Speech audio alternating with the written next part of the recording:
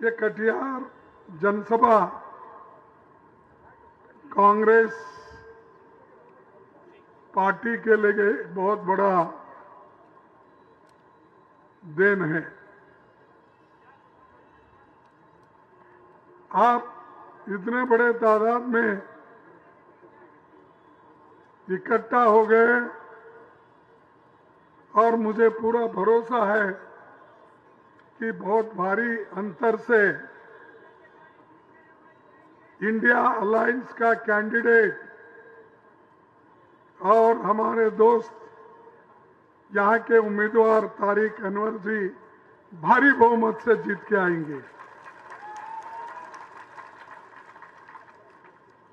ये जो सीमांचल के 4 जिलों का पिछड़ापन है, ये सभी जानते हैं, लेकिन इसके लिए कौन कारण है? अब तो बीजेपी 2 बार 3 बार यहां भी सत्ता में है और केंद्र में भी सत्ता में है। कभी कभी डबल इंजन की सरकार बनती है, कभी टूटती है, फिर जोड़ते हैं। कहीं एक्सीडेंट हुआ तो डब्बे अलग हो जाते हैं। तो यही आज जो लोग पहले हमारे साथ थे, यहां छूट के फिर बीजेपी के साथ मिल गए हैं। मुझे समझ में नहीं आता, अरे भाई, हम पार्टी कोई बनाते हैं उसूलों से चलने के लिए। कांग्रेस पार्टी का एक उसूल है और पहले से भी कांग्रेस पार्टी देश को आजादी दिलाने के लिए लड़ती रही और आजादी हासिल की। फिर उसके बाद में देश में जमहूरियत को मजबूत करने के लिए पंडित जवाहरलाल नेहरू जी उसकी बुनियाद डाले।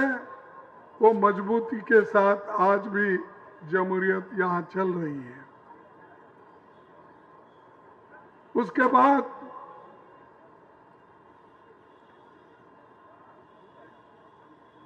इंदिरा गांधी जी अपने कार्यक्रम को लेकर जनता के सामने आई। वो भी जनता के लिए गरीबों में एक जागृति उन्होंने पैदा की। ऐसे हमारे चंद उसूल होते हैं, उन उसूलों को हम लड़ते रहते हैं। बीजेपी का क्या है कि आरएसएस एजेंडा को आगे ले जाना। क्या आप चाहते हैं इस देश में आरएसएस का एजेंडा चले या नहीं? अगर आरएसएस का एजेंडा चलना नहीं है, आपको तारिक अनवर को किसी हालत में जिताना होगा।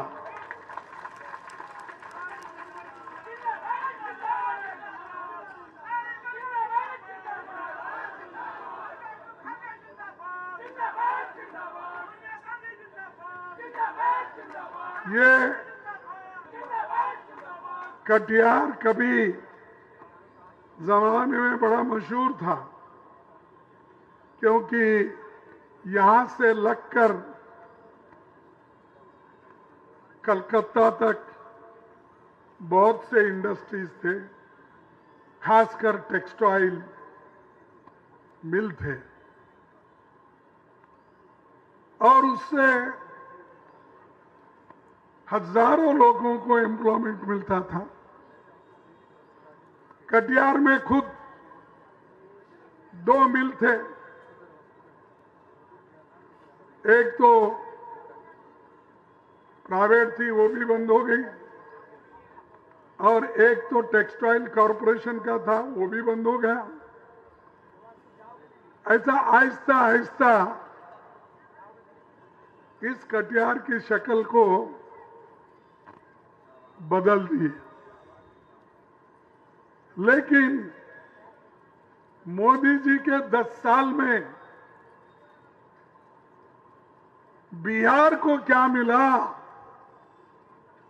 बिहार को कौन सी चीजें बीजेपी के प्रधानमंत्री मोदी जी लाए, आप बताइए। तोड़फोड़ सरकार तो बनाते रहे। कभी कभी हमारे तेजस्वी यादव बोलते रहते हैं कि हमारा चाचा भाग गया भाग गया भाग गया। मैं बोल रहा हूं चाचा भागने दो, उम्र हो गई, फिर उसको पकड़ के मत लाओ। अगर उसको पकड़ के लाए ये डेंजर है, क्योंकि उसके पास उसूल है ना कुछ है। जिसके पास कोई आइडियोलॉजी नहीं, विचार नहीं, ठीक है किसी फ्लुक में आए, इसका मतलब ये नहीं होता कि आप बार बार आओगे। अरे दुनिया के लोगों को, हिंदुस्तान के लोगों को आप एक बार बेवकूफ कर सकते हो, चंद लोगों को सदा के लिए बेवकूफ कर सकते हो, लेकिन सारे लोगों को सारे जमाने तक आप बेवकूफ नहीं बना सकते हो।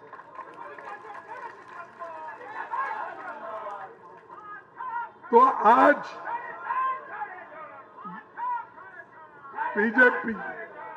बीजेपी और जेडीयू मिलके जो ये लोगों को फंसाने का काम फिर कर रहे हैं, आप उससे होशियार रहिए।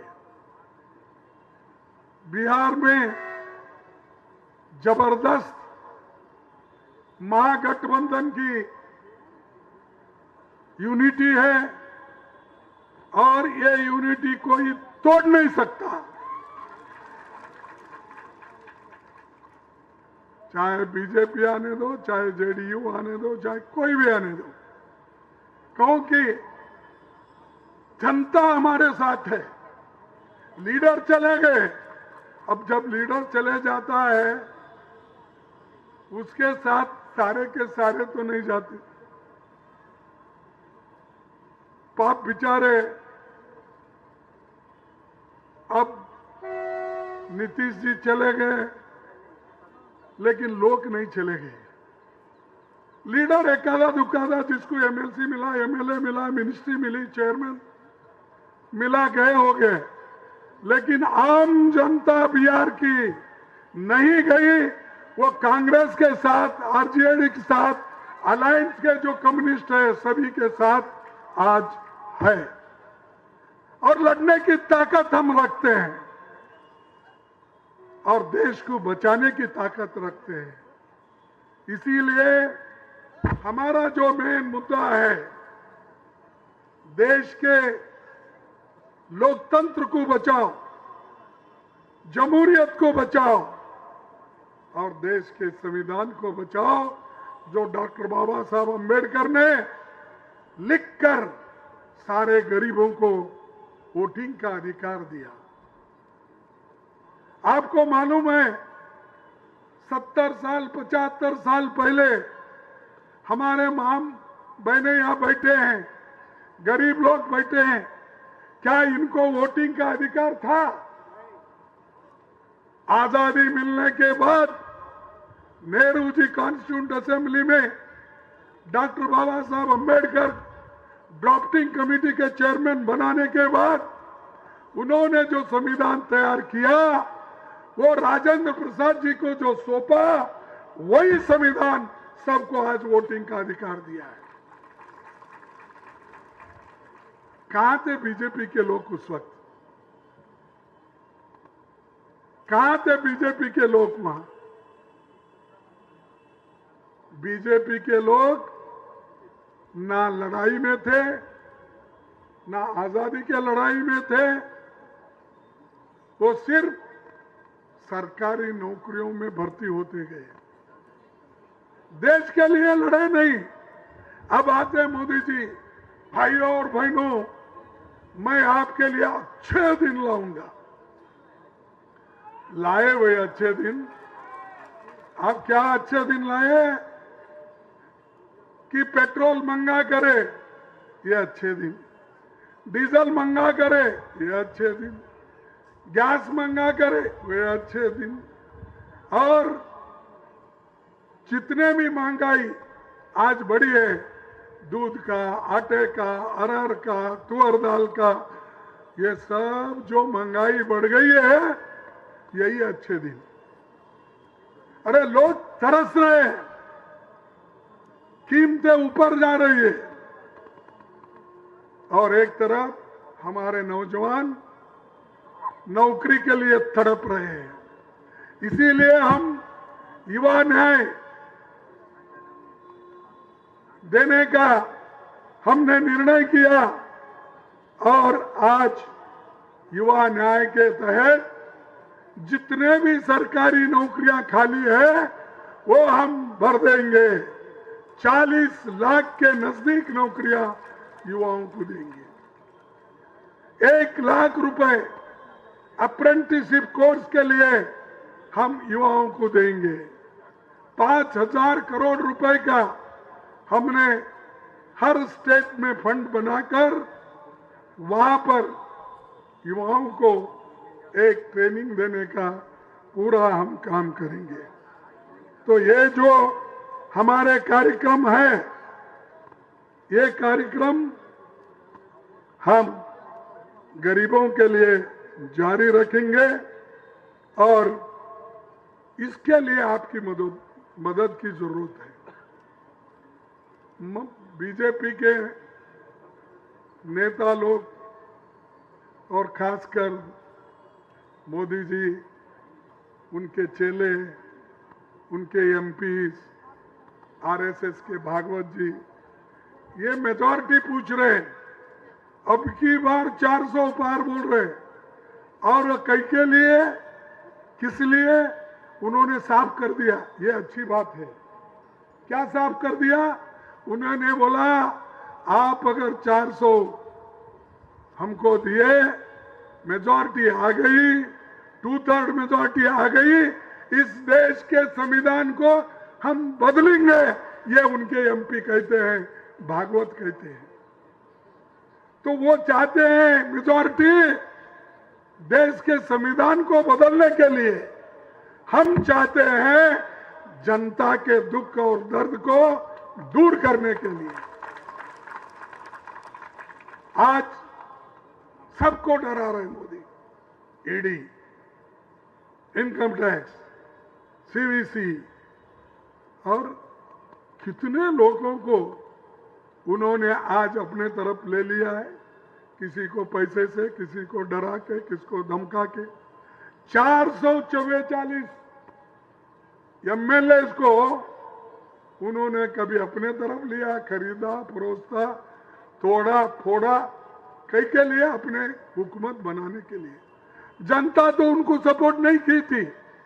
मध्य प्रदेश में नहीं की थी, कर्नाटक में नहीं की थी, गोवा में नहीं की थी, और उत्तराखंड में नहीं की थी, लेकिन उन्होंने तोड़ फोड़ के अपनी हुकूमत बना ली। और आज चलो जाने का है, जाने से पहले कोई संदेश भी दे के जाएंगे।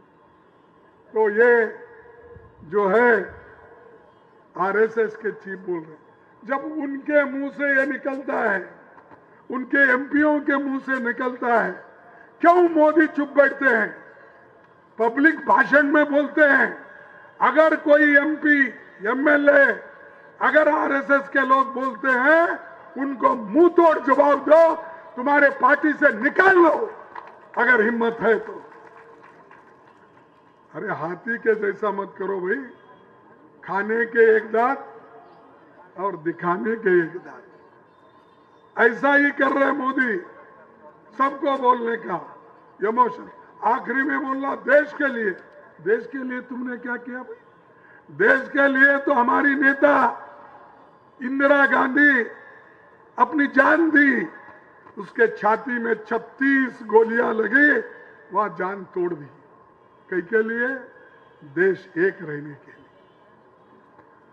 राहुल गांधी जी का, सॉरी, हमारे राजीव गांधी जी का जो तमिलनाडु में उनका जो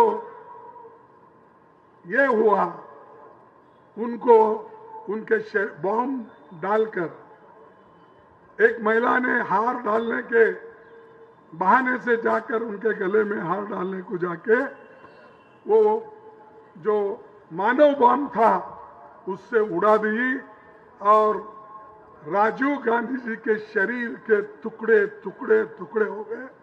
ना उनका मुंह कहाँ है, हाथ कहाँ है। ये देश के लिए लड़े। कोई वहां पर उनकी जायदाद का झगड़ा था क्या? किसी पैसे का झगड़ा था? नहीं। मुल्क के दो टुकड़े नहीं होने देना, मुल्क एक रखना, यूनिटी के साथ रहना। इसीलिए इंदिरा गांधी जी और राजीव गांधी जी अपनी जान दी। तुम्हारे पास कोई तो गया, कोई भोका तो आजादी के लिए। तो ऐसे लोगों के साथ मत दो जो देश को बचाता है, जमहूरियत को बचाता है और जो गरीबों के लिए संविधान बचाता है, युवाओं के लिए एम्प्लॉयमेंट, महिलाओं के लिए सालाना 1 लाख रुपए देने का हमने वायदा किया है। 1 लाख रुपए वो महिलाओं को देंगे, तुमको नहीं, पुरुषों को नहीं। उनके अकाउंट में जाएगा वो। और नरेगा में 400 रुपए हम करने जा रहे हैं। उसी तरह जनसंख्या के आधार पर आगे हम प्रोग्राम करने वाले हैं जाति जनगणना का। अरे ये सारी चीजें हमने गरीबों के लिए किया। तो मोदी एक दिन बोले भाई, क्या बोले? मैंने देखा कांग्रेस का मैनिफेस्टो ये मुस्लिम लीग का मैनिफेस्टो। अरे कांग्रेस का मैनिफेस्टो अगर मुस्लिम का मैनिफेस्टो है, मुस्लिम लीग का, तो युवा क्या सब मुसलमान है? महिलाओं को हमने 1 लाख देने का मुसलमान है। और आगे लगता। तो इसलिए मैं आपसे विनती करता हूं, ये भयकाओं में मत आओ। कल ये आएंगे, कौन? शाह साहब। ये दोनों जोड़ी है ना, रंगा पिल्ला की जोड़ी है। नहीं भाई, कौन है मालूम नहीं, तो कौन आ रहे हैं मालूम ही नहीं ना मुझे। तो इसलिए मैं आ रहे हैं। सुनो, आपको ये पूछो, देश बचाने के लिए आप क्या कर रहे हैं, लोग बचाने के लिए क्या कर रहे हैं, महंगाई के बारे में आप क्या कर रहे हैं, युवाओं के बारे में क्या कर रहे हैं, और जो महिलाओं की इज्जत लूटे जा रहे उसके बारे में क्या कर रहे हैं, दलितों को कुचला जा रहा है उसके बारे में क्या कर रहे हैं, ये बताओ, उनको कहो। वे सब छोड़ दिए, कांग्रेस को गालियां देना, गांधी फैमिली को गालियां देना, यही उनका काम हो गया। करने दो, जितने दिन करते। मोदी जी खूब कोशिश करो हमको मिट्टी में दबाने की। मोदी जी आप खूब कोशिश करो हमें मिट्टी में दबाने की, लेकिन हमारी आदत है बार बार उगने की। तो धन्यवाद। जय हिंद, जय कांग्रेस।